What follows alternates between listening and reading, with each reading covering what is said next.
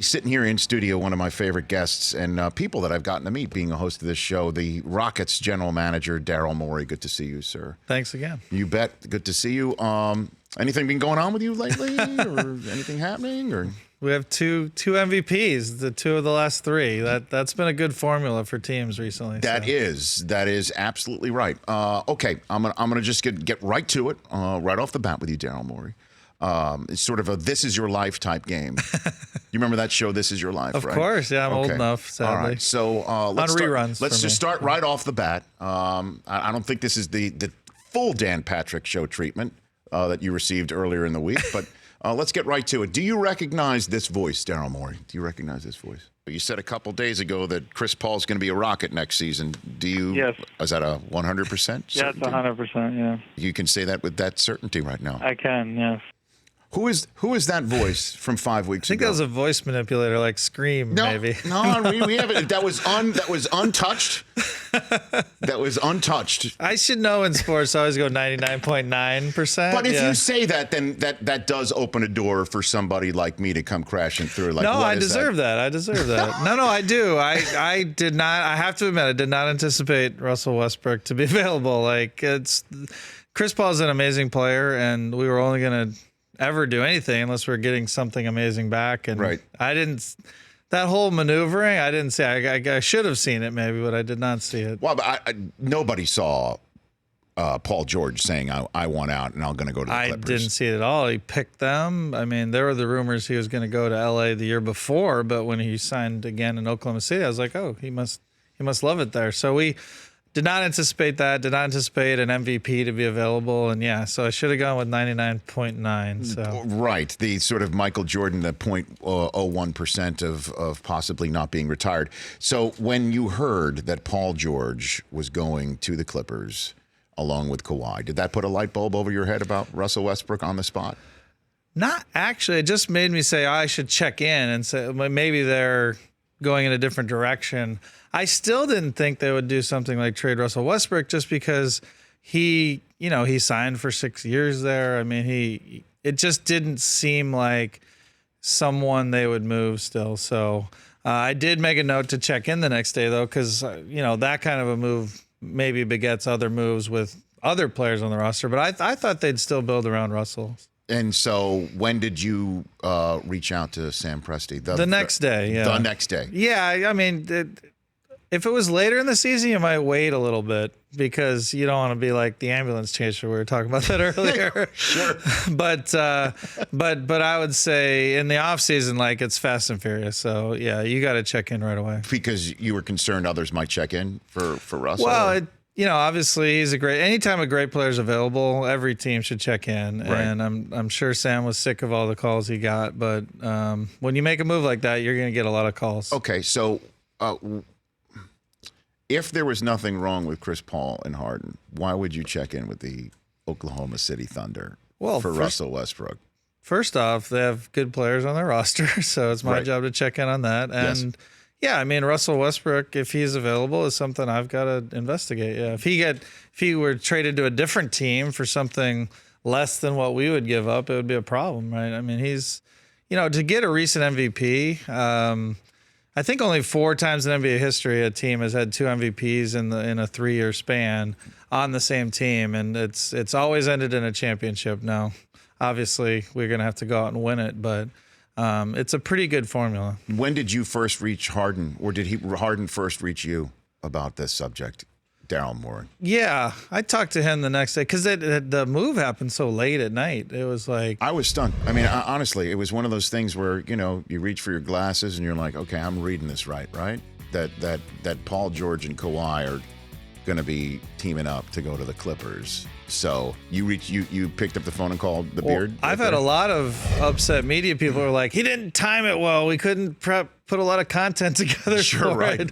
I was like, I don't think Kawhi was thinking about you guys, but right.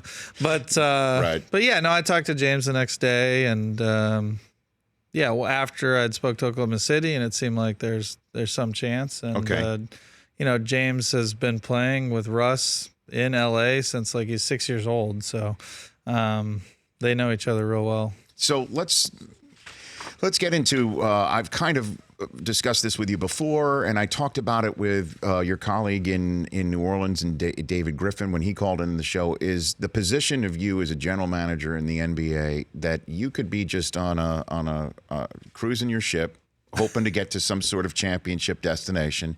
You like your roster the way it is. You've set it up.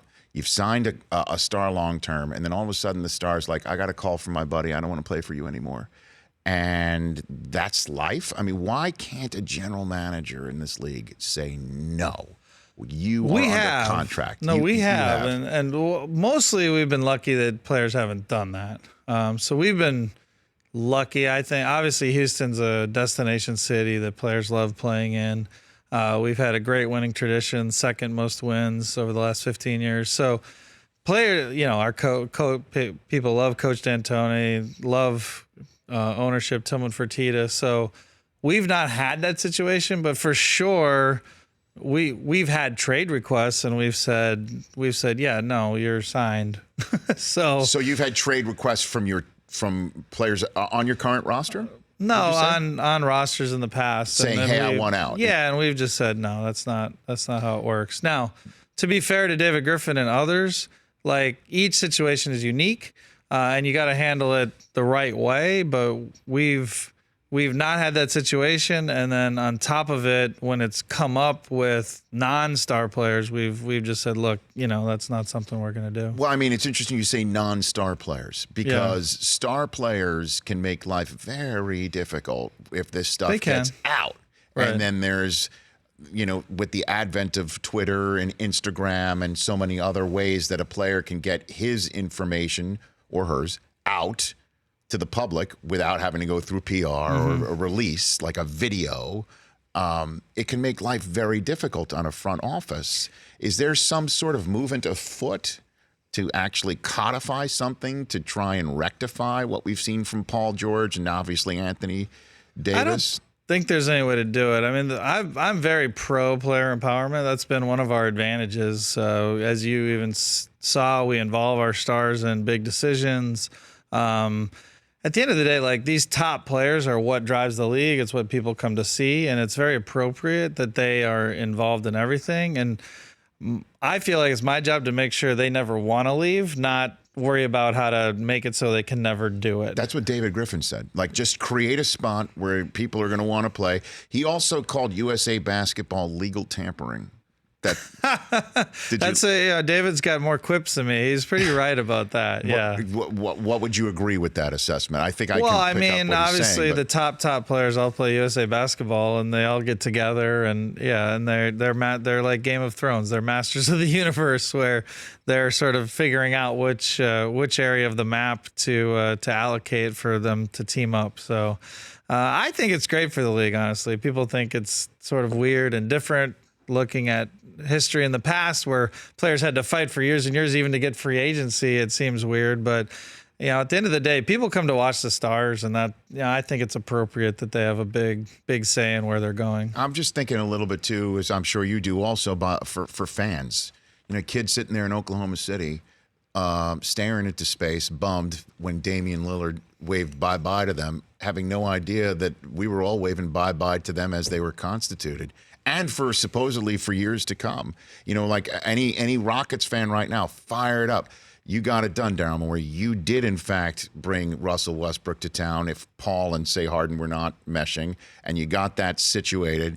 But what if suddenly Russ turns around and I want to play with a buddy of mine sitting here in Los Angeles? I mean, how does that work, Yeah, I do think it's tough. We went through some tough times between our Yao and Tracy era and then when James Harden came, where, I told people to get a jersey with their own name on the back because, we were doing a lot of changes because we were trying to get back to being a championship team. So I do think that's probably the biggest negative angle I've seen. And this could be where people get down is, a lot of kids are fans of the players now. So I know for sure we have lots of fans in Oklahoma City or Rockets fans now because they're going to be excited to watch Russell on the Houston Rockets. What did Harden say? Can you share to you when you said, "Hey, it looks the initial like Russ"? call? Yeah.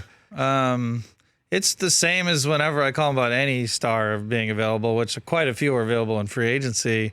He wants to play with him. He wants to bring him here. He wants to win a title. He's hungry to win a title.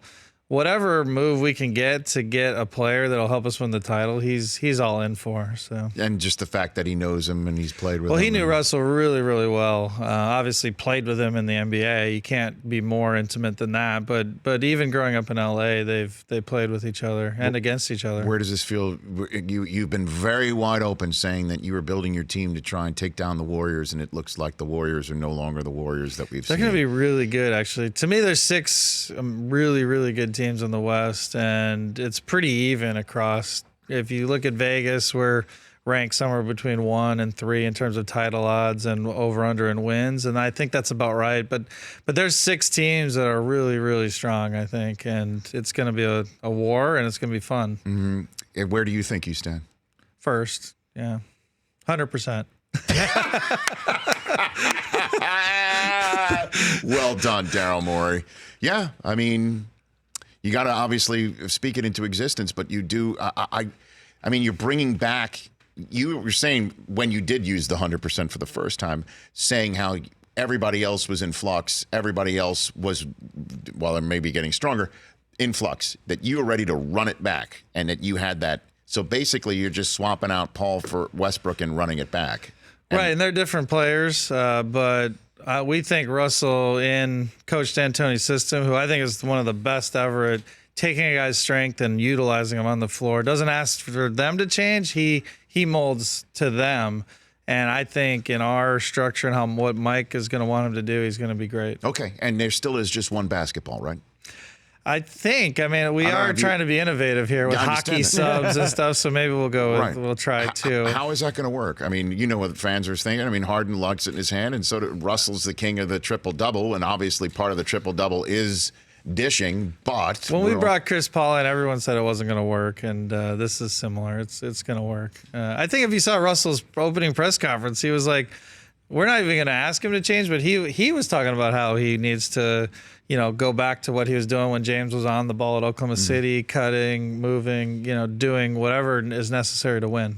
A few more minutes left with Daryl Morey, Rockets GM, right here live in the Rich Eisen Show studio in Los Angeles. What needs to be changed for the free agency period? Because there seem to be some highly baked deals announced within mere seconds of the deadline passing or starting with the window supposedly opening up. What needs to be changed in your Well, I mind think here? Commissioner Silver, he's a great leader, and he's already on this, which is, there's a lot of rules that they have on the books that are basically unenforceable. They're good in concept, but unenforceable. So I think, he's talking about changing them such that the ones that they have on the books, they're going to be very diligent and enforce. And the ones that are almost impossible to enforce, like agents talking to players or behind this, all that kind of stuff, that maybe those will change. So we'll see what Commissioner does. But what do you want to see done? I've spoken to him. I think I agree.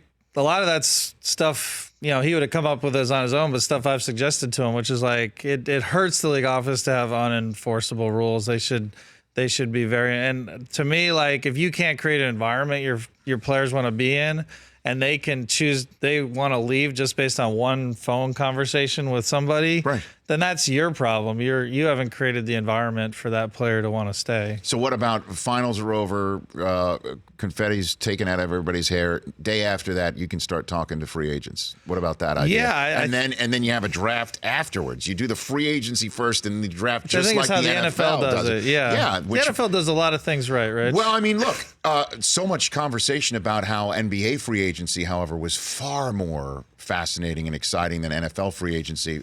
Obviously, if the NBA had a franchise tag, Kawhi wasn't going anywhere. So it's apples and oranges from that point of view. However, it's helpful to know what you need to draft because you've gone through free agency first. Plus, it's also helpful to put the hat of the team that the draftee is going to on the head of the draftee with confidence that that is the hat he's going to wear. Yeah, for the his NFL career. really does that, right? I mean, it's really weird that NBA draft. You don't know who's going where. It's so it's very hard to watch. But yeah, putting free agency first, I think is better. I also think the reason the NBA free agency is such a big deal is not only are our players like more out front, public. You can see them. They don't have a helmet. All the usual arguments, but they also make a way bigger impact. Like the only players who come close to having even the impact of like your second best player on an NBA team is the quarterbacks in the NFL. And so our top few players have such a big impact. If you want to decide who's going to win the title, you don't even have to look at role players generally. You just have to count the number of like all NBA players they have, and that will basically track how Vegas is projecting that team. So those big players moving creates a lot of drama and fun. Would you be fine with a period of talking with free agents right away? I mean, right as soon as the season's over. I would be. It's more realistic, yeah. Or just always. I mean, yeah. Well, I mean, that would be something. I mean, player to player, these conversations happen constantly. So, like, why pretend it doesn't happen? Well, certainly if a player now is a part owner or has associates who are owning agencies, sports agencies, I mean, that is part of what's going on with Anthony Davis and LeBron and the Lakers. At least the people are supposing that's been I don't think I think formally having ties into ownership does create a lot of conflict, so that would be probably something that should always be not allowed. Okay. Before I let you go, a couple more things left with Daryl Morey. Help me out with this. Who was, if you can be, if you know, who was the person who came up with the term load management? Do you know? I think it was Stan Van Gundy. Did he come up with that? No, I'm kidding. I think he's just Great the biggest choice. proponent, yeah. I mean, what a way to come up with the term of we're not playing our star tonight because he's taking a night off. I mean, yeah, I don't like the term. In fact, I think I was asked about it recently, and the first thing I said was we don't label it. To me, it's just common sense, logical. You're trying to win the title, so we're going to focus on making sure our player is at their peak in the playoffs, which is a grueling, obviously, to get to 16 wins. Yes. And so to me, it's just common sense. We don't need a term for it. We're not going to have a specific, we're calling it load management, and this will be exactly what they do. But we're going to have a plan ahead, work with Russell, work with James Harden, work with our other key players, because we are the most veteran team in the league now, and have a plan. But we bob and weave. Like, if you win a bunch of games in a row, maybe the pressure comes off. If you lose a bunch in a row, it's not like it does matter how the season unfolds. But you will not, when your schedule comes in your hands, say this day you are definitely on a load management situation. Basically, what we do is we say, okay, here in an ideal world where we're tracking to 55 to 65 wins and on pace, here's how we think it will probably be best handled. But then how the team performs, how that player's injuries map out. There's a lot of how much effort they're expending in certain practices and games all go into managing it through the season. And it's not just before the year, we're not going to play this game, that game, this game. Okay. When's your fantasy football draft? I haven't gotten it scheduled. You know how hard those things are to schedule? So I'm like... Is it worse? Is it more difficult? I'm the commissioner. You're probably commissioner of a league, and it's like... I am. It's a whole job, you just got to pick one and basically. just say everyone's got to figure it out. I do that sometimes, but then I get a lot of hate, and so... Who's in your league? My wife, who beats me all the time. Fantastic. My wife is here. Uh-huh. Yeah, just a bunch of friends from college. Okay. The usual thing. What's more difficult? I don't have any cool celebrities. What's more difficult to schedule then? Your fantasy draft or James Harden's load management? Which is more difficult for you? I would say James Harden's load management. Okay. Yeah. All right. So yeah. Because at the end of the day, you're right. I can just dictate and say, hey, this is the day. Too bad if you can't make it. We'll auto draft you and you're screwed. You can't auto draft load management. By the way, that wouldn't be a bad fantasy team name. Is load management? Not bad. That's true. There you go. That's true. And have it.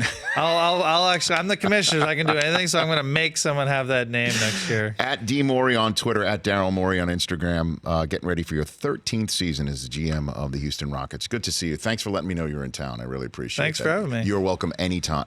That's Daryl Morey right here. For more of The Rich Eisen Show, tune to Audience Channel 239 on DirecTV for free on BR Live or download the Rich Eisen Show app.